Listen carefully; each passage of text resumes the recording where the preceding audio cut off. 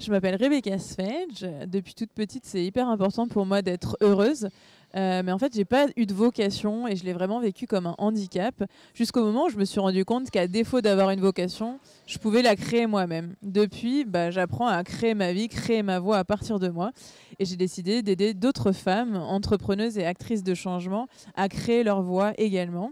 Et donc, je les accompagne à créer leur vocation épanouissante, impactante et rémunératrice. Et c'est ce que je suis venue partager pendant la conférence aujourd'hui. Alors moi, j'accompagne des femmes qui sont entreprenantes et engagées. C'est des femmes qui sont en quête de sens, de confiance, de liberté et d'équilibre. Et je les aide à créer leur voie à partir d'elles et pour pouvoir se réinventer tout au long de leur vie. J'ai notamment un programme phare qui s'appelle Entrepreneuse de vocation, 4 mois pour créer sa voie à partir de soi et qui est orienté autour de la connaissance de soi, la confiance en soi, la capacité à prendre des décisions personnelles, éclairées et alignées, et puis le passage à l'action pour pouvoir faire changer sa vie pro et perso.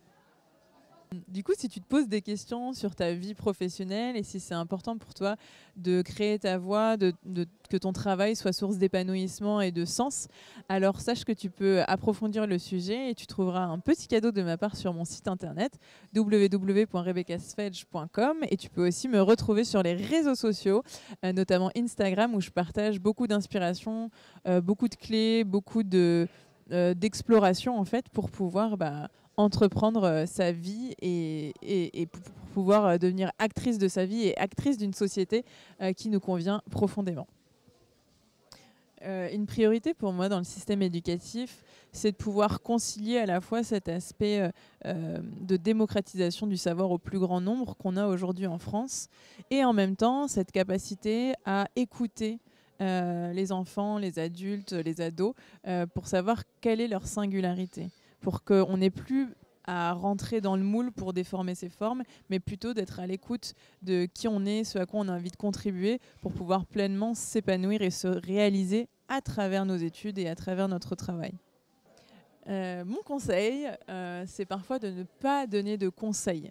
Parfois, l'écoute est la meilleure conseillère et je pense que c'est important de pouvoir nourrir la confiance que chacun détient ses propres solutions.